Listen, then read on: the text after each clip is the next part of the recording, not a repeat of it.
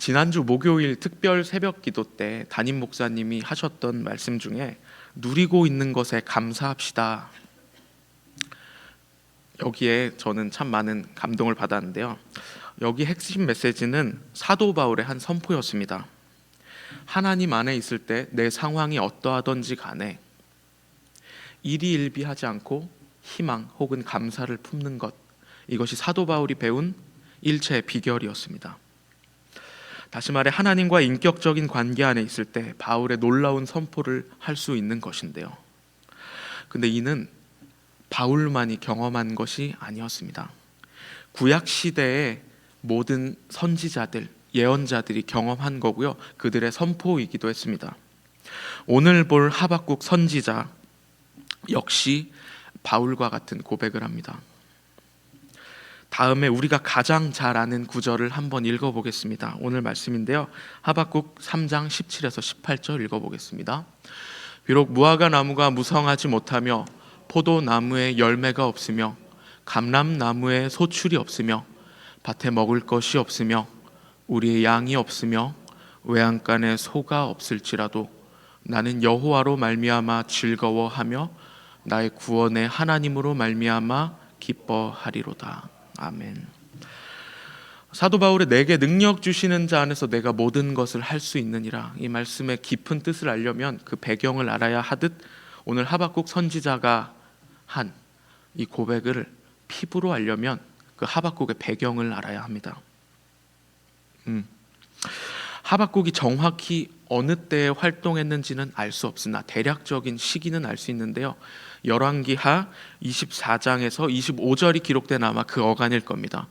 20세기의 중요한 신학자 중 하나인 아브라함 헤셸은 아마도 여호야김 시대 때 하박국이 활동했을 것이라고 추측을 합니다.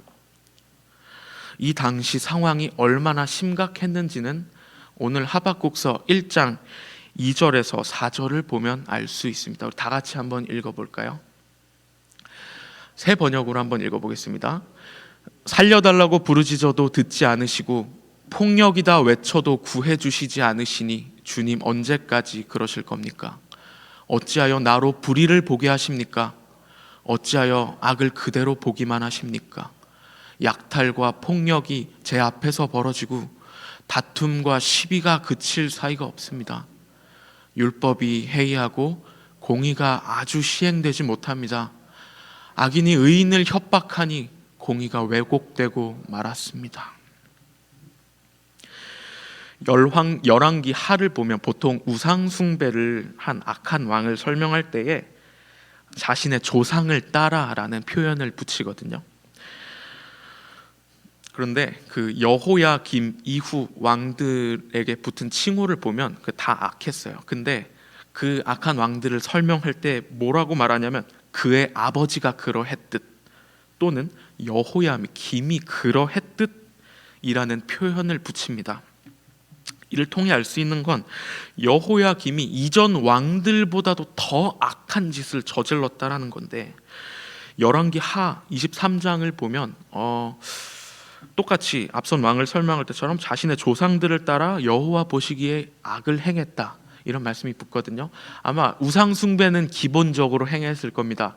여호와의 성전 안에 바알과 아세라의 우상을 들여놨을 것이고요. 근데 이게 끝이 아닙니다. 예레미야 22장 17절은 여호야김에 대해 다음과 같이 설명을 합니다. 같이 한번 읽어볼까요? 그런데 너의 눈과 마음은 불의한 이익을 탐하는 것과 무죄한 사람의 피를 흘리게 하는 것과 백성을 억압하고 착취하는 것에만 쏠려 있다. 우상 숭배와 더불어 백성을 억압하고 착취했습니다. 또한 그는 넘지 말아야 할 선을 넘었습니다. 바로 하나님의 선지자 우리야를 죽인 것입니다. 예레미야 26장 3절을 보면 알 수 있으니까 여러분 그 말씀 다 읽으시고 한번 천천히 읽어보세요. 하박국의 1장의 외침처럼 도저히 희망이라고는 보이지 않는 시대였습니다. 하박국 1장 2절에서 4절 방금 읽었던 그 말씀은 이런 시대를, 정말 답이 없는 이런 시대를 바라보는 하박국의 부르짖음이었습니다. 이런 시대 가운데 하나님의 말씀이 하박국에게 주어졌습니다. 그런데 그 내용은 굉장히 충격적이었습니다. 하나님께서 패역한 이스라엘의 기득권을 처단하기 위해 바벨론을 일으키실 것이란 말씀을 하십니다. 살다 보면 문제가 더욱 악화되는 것을 경험할 수 있죠. 우리는 그 문제를 가지고 하나님 앞에 나왔는데, 하박국도 마찬가지죠. 그 문제를 가지고 하나님 앞에 나왔는데 그 문제를 해결해야 되실 분이 상황을 더 악화시킵니다. 하박국은 환장할 노릇이었죠. 그는 하나님께 반론을 제기합니다.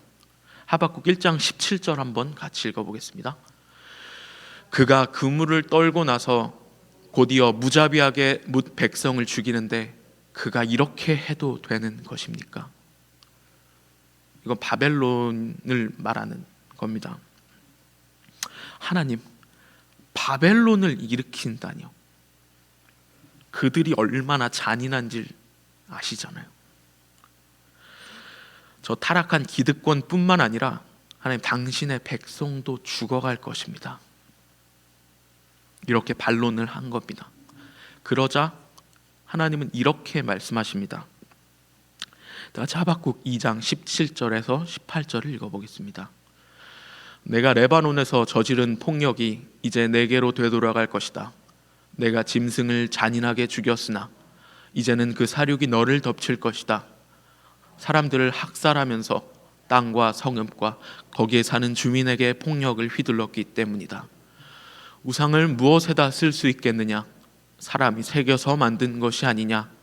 거짓이나 가르치는 부어 만든 우상에게서 무엇을 얻을 수 있겠느냐? 그것을 만든 자가 자신이 만든 것을 의지한다고 하지만 그것은 말도 못하는 우상이 아니냐? 하박국의 항변과는 전혀 관련이 없는 답변처럼 보입니다. 그런데 이 말씀 안에는 뼈가 있어요. 혹시 앞선 하박국 1장 2절에서 4절 말씀을 기억하시나요? 살려달라고 부르짖어도 듣지 않으시고 라고 하나님께 항변하면서 탄원의 기도를 합니다. 여호야김 정부 아래 너무나 어지러운 세상, 그 속에서 하나님은 눈과 귀를 막고 계신 줄 알았어요. 근데 하나님은 다 보고 계셨습니다. 다 알고 계셨습니다. 그렇기에 하나님은 분노하세요. 단지 하나님은 그분의 때를 기다리고 계셨어요. 하나님이 어떤 분인지 출애굽기 3장 7절을 보면 그분이 어떤 분인지 알 수 있습니다. 우리 다 같이 출애굽기 3장 7절 한번 읽어보겠습니다. 주님께서 다시 말씀하셨다. 나는 이집트에 있는 나의 백성이 고통받는 것을 똑똑히 보았고 또 억압 때문에 괴로워서 부르짖는 소리를 들었다. 그러므로 나는 그들의 고난을 분명히 안다.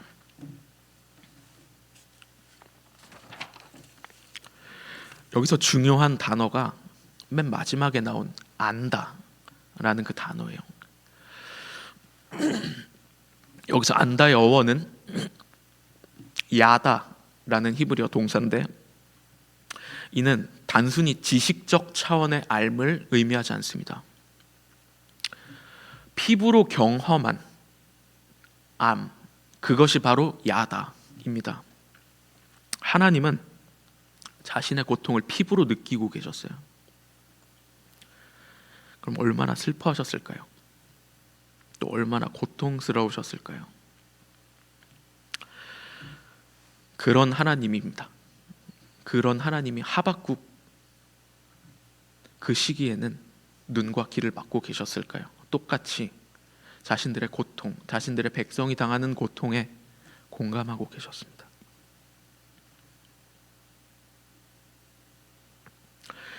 거시적으로는 바벨론 제국이 세력을 확장함에 따라 자행된 집단 학살과 또 미시적으로는 동포들끼리도 서로 등쳐먹고 착취하는 이런 답없는 현실 모두 알고 계셨습니다. 그렇게 그는 분노하십니다. 그런데 그의 분노는 강력한 공감에서부터 나오는 분노였습니다. 세상에 낮고 천한 자들이 착취당하는 데서 오는 분노였습니다. 그렇게 하박국 2장 18절의 말씀은 바벨론에게만 하는 말씀이 아닙니다. 다 같이 2장 18절을 한번 읽어볼까요? 우상을 무엇에다 쓸 수 있겠느냐? 사람이 새겨서 만든 것이 아니냐? 거짓이나 가르치는 부어 만든 우상에게서 무엇을 얻을 수 있겠느냐? 그것을 만든 자가 자신이 만든 것을 의지한다고 하지만 그것은 말도 못하는 우상이 아니냐? 바벨론만을 조롱하는 그런 말씀으로 저는 느껴지지 않습니다. 왜냐하면 이 땅의 풍요 혹은 나의 풍요를 위해 바알과 아세라를 섬겼던 이스라엘 백성 전체에게도 하는 그런 말씀처럼 느껴집니다. 하나님은 바벨론과 유다 기득권만을 책망하지 않으십니다. 내 이웃이 힘들어할 때 그들을 무시하고 나 자신의 번영만을 쫓았던 이스라엘 백성까지도 책망하십니다. 즉 하나님을 사랑하고 이웃을 사랑하라던 계약 백성의 의무를 저버린 이스라엘 모든 사람에게 동일하게 들려지는 말씀입니다. 하박국이 들은 주님의 음성은 가히 충격적입니다. 당신이 세운 나라를 무너뜨리시겠다, 이 말씀인데 심지어 바알을 섬기는 이방 족속 그 손에 말입니다. 그들은 너무나도 잔인해서 자신의 동포들을 학살할 것이고 그동안 절대 함락되지 않을 것이라 믿어왔던 예루살렘 성벽은 무너질 겁니다. 그리고 하나님이 계신다 믿어지는 여호와의 성전은 처참하게 파괴될 겁니다. 이것이 하박국이 본 미래였습니다. 그러나 그는 이런 기도를 올립니다. 다 같이 3장 17절 18절 읽어보겠습니다. 무화과 나무에 과일이 없고 포도나무에 열매가 없을지라도 올리브 나무에서 딸 것이 없고 밭에서 거두어 드릴 것이 없을지라도 우리의 양이 없고 외양간에 소가 없을지라도 나는 주님 안에서 즐거워하련다. 나를 구원하신 하나님 안에서 기뻐하련다. 왜냐하면 하나님의 분노는 강력한 사랑에서부터 나왔기 때문입니다. 하나님은 이방 민족들로 자신들을 치셨지만 결국 그들을 구원할 것이기 때문입니다. 하박국은 이를 알았습니다. 그렇기에 두려워서 뱃속이 녹아내리고 입술이 바들바들 떨렸지만, 이는 하박국이 사용한 표현인데요, 방금 이 고백을 할 수 있었던 겁니다. 사랑하는 성도님들, 우리는 하나님을 얼마나 신뢰하고 있나요? 하나님을 아는 것이 지혜의 근본이라고 했습니다. 여기서 알다는 저희가 앞서 본 것처럼 몸으로 경험한 알을 말합니다. 바라기는 하루하루를 살아가시면서 하나님을 생생하게 피부로 경험하시기를, 또 어떤 폭풍이 찾아와도 그 피부로 체득한 하나님을 붙잡고 상황이 아니라 그저 나를 만나주신 하나님, 그 그 하나님으로 인해 하박국의 고백이 나오길 주님의 이름으로 간절히 기도하겠습니다.